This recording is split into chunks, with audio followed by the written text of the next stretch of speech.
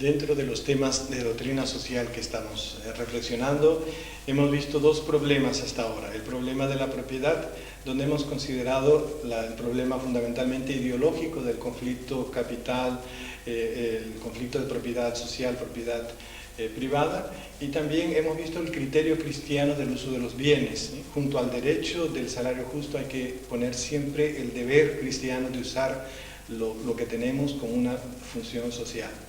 En el aspecto del conflicto hemos considerado también dos aspectos correlativos. Hemos visto el análisis que el Papa ofrece en Labor en Exercens, opuesto al análisis marxista de la lucha de clases, y también el aspecto de cómo la Iglesia ha entendido las fuentes de la conflictividad y qué condiciones éticas nos pone en la lucha por la justicia, que siempre esté excluido el odio y la violencia.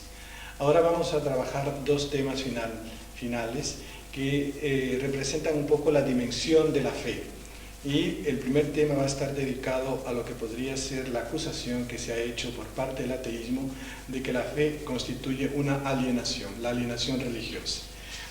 El concepto de alienación representa la contradicción profunda que se da en el ser humano entre las aspiraciones a la felicidad y la insatisfacción, la infelicidad que siente dentro de sí mismo. Esa lucha entre el bien y el mal nunca resuelta en favor del bien. Esto lleva, según los filósofos, como por ejemplo Feuerbach y Marx, a idealizar, a creer, a proyectar que este deseo de bien existe en la realidad como el bien objetivo.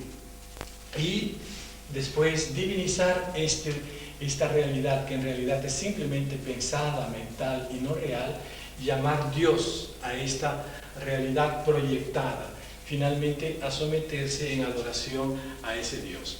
El concepto de alienación tendría pues tres momentos: proyección, divinización, adoración. Lo podemos ver también en el problema de la psicología, de la psiquiatría, cuando la persona está con una lucha interna de complejos, de grandeza y de inferioridad, va a proyectar una falsa imagen de sí mismo que exprese su deseo de grandeza. Y no sé por qué el pobre Napoleón es siempre escogido como símbolo. Entonces, la primera vez piensa, si yo fuese Napoleón no me pasaría lo que me pasa, que es que no me respetan suficientemente. La segunda vez ya piensa que no es si fuese, sino si soy Napoleón, ¿cómo es que no soy respetado? Y la imagen ficticia que encarna su complejo acaba por sobreponerse a él mismo, a dedicar todo el tiempo a pensar en la falsa imagen y nada a pensar en su propia realidad. Psiquiátricamente, pues, se da el mismo fenómeno, es decir, proyección, divinización, adoración. Para el marxismo, para la filosofía de Feuerbach y de Hegel y de tantos otros autores contemporáneos, Nietzsche, el fenómeno religioso es simplemente la proyección del espíritu humano, es él el que crea a Dios. Y lo crea fundamentalmente para escapar de la miseria de esta vida. Entonces es importante percibir que el ateísmo moderno, contemporáneo, es un ateísmo humanista, es decir, no se trata de arrancar a Dios porque se odia a Dios, se trata de arrancar a Dios porque se ama al hombre, como obligando al hombre a recorrer el camino inverso para enfrentarse con todo lo triste y penoso de la existencia histórica y transformarlo esto, no soñar en un cielo que va a venir, sino hacer el cielo aquí en la tierra. Desgraciadamente el ateísmo humanista no es sino el reflejo de un teísmo deshumanizante, es decir, una fe en Dios que no ha sabido respetar la dignidad y los valores del hombre. Entonces en el mundo moderno parecen como oponerse a la necesidad de optar, o se opta por Dios o se opta por el hombre. Si amamos al hombre no podemos tener a Dios, si amamos a Dios no podemos aceptar la dignidad del hombre. Estas dos posiciones no son cristianas de ninguna manera. Cristo es verdadero hombre y Cristo es verdadero Dios. Por lo tanto, un cristiano tiene que rechazar radicalmente esta falsa oposición. No es verdad. El que ama a Jesucristo y sigue a Jesucristo, ama al hombre y a Dios a la vez. Por lo tanto, la gloria de Dios y la gloria del hombre coinciden en el seguimiento de Jesús.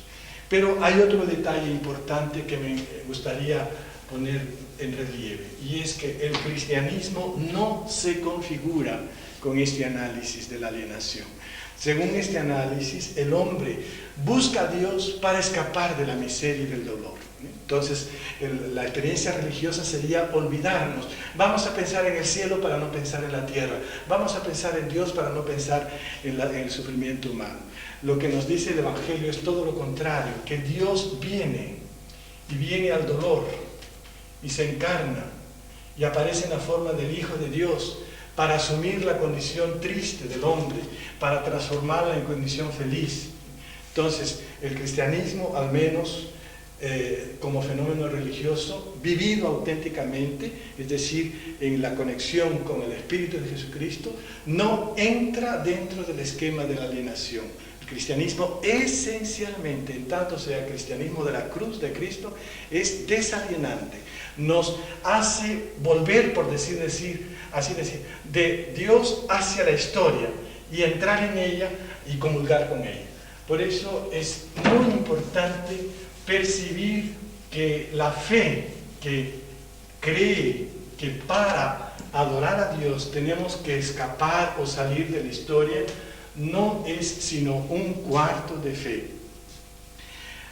El problema moderno del ateísmo no es tanto la existencia de Dios, si existe o no existe, es la función de Dios. O sea, ¿qué es lo que hace Dios en el hombre? Suponiendo que exista, incluso si existiera, sería la función negativa y por lo tanto deshumanizante. El hombre tiene que confrontarse con la historia, tiene que construirla, tiene que hacerla. Y la fe nos pone en contacto con el absoluto, con Dios, y nos distrae de la justicia de este mundo, de la historia. Por eso, cuando se da una oposición de fe y justicia, cuando no se ve claro por qué el cristiano, a partir de su fe, tiene que comprometerse en la lucha por la justicia, en el fondo tenemos una fe de un cuarto. ¿Qué quiere decir?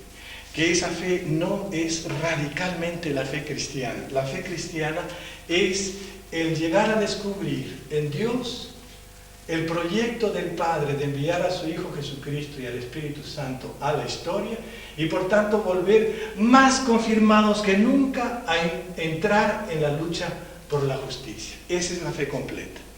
Entonces, el problema no es oposición, fe y justicia, sino fe incompleta y fe completa, que es diferente, porque la fe completa incluye la justicia. En otras palabras, la trascendencia de Dios no se opone a la inmanencia de la historia, porque Cristo entrando en la historia significa la transparencia de Dios. Entre el concepto de la trascendencia más allá y el concepto de la inmanencia más aquí está el concepto de la transparencia. Si yo veo una pared que impide el ver las flores del jardín, este concepto divide inmanencia y trascendencia. Pero si en vez de pared yo tengo un cristal, yo puedo ver las dos cosas, lo que está en el cuarto y lo que está más allá en el jardín. Y ese es el concepto del cristianismo. El cristianismo es la religión de la transparencia que une y al mismo tiempo separa inmanencia y trascendencia. La persona ingenua que porque el cristal está sumamente limpio quisiera ya volar al jardín, se golpearía en forma dramática con el cristal. Todavía no estamos en el cielo, estamos aquí en la historia. Pero la manera de vivir la historia es una manera contemplativa de la realidad del cielo. Solo así entendemos la oración de Jesús. Jesús nos pide que la voluntad del Padre se haga así en la tierra como en el cielo. Si no tuviéramos una religión de transparencia que supera la dicotomía entre trascendencia e inmanencia, no podríamos rezar esta oración. La manera correcta de rezarla sería: Señor, déjame morir, cuando yo llegue al cielo me mandas de nuevo a la tierra para hacer tu voluntad así en la tierra como en el cielo. Es decir, yo no tengo conocimiento de cómo se hace la voluntad de Dios en el cielo, sino es por la transparencia de Jesús. Por lo tanto, la oración cristiana es siempre la oración de la transparencia. Por eso es importante en el cristianismo marcar una diferencia fundamental. el cristianismo es ante todo fe y no simplemente religión. Estoy usando la palabra religión para indicar la búsqueda del hombre hacia Dios. Entonces, todos los seres humanos están buscando a Dios. Hay un instinto religioso. En ese aspecto, el cristianismo no tiene diferencia con el resto de las religiones. Son caminos de búsqueda de Dios. La diferencia del cristianismo con el resto de las religiones es la fe, es decir, Dios nos ha buscado. Él ha venido primero. Cuando la persona busca a Dios por el camino simplemente de la religión, piensa, lo mejor que puedo hacer para acercarme a Dios es espiritualizarme al máximo y olvidar las cosas de este mundo, porque todo lo mundano está lejos de Dios. Camino religioso supone espiritualización y, diríamos, separación del mundo. Si por el contrario somos fieles al cristianismo, que es la religión de la encarnación, veremos que Dios se ha hecho carne, se ha hecho historia y ha entrado en el mundo. Por lo tanto, nosotros no tenemos que hacer este proceso para encontrarnos con Dios, sino es en nuestro proceso histórico, en la humanidad, donde encontraremos a Cristo, guiados por Él y por el Espíritu, llegaremos al Padre.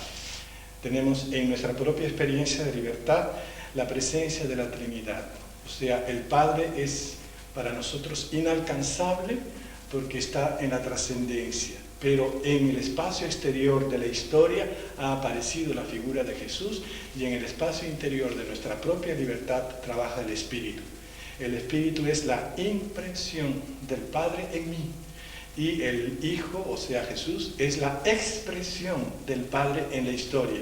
Y mi conciencia y la historia son el espacio donde el misterio trinitario está trabajando en mí. Tenemos que dejarnos guiar por el Espíritu en el camino de Jesús para hacer una historia digna de Dios, y entonces estos esquemas que separan tanto la justicia y la fe acaban de tener una solución cristiana por la transparencia, por la presencia de Cristo en la historia.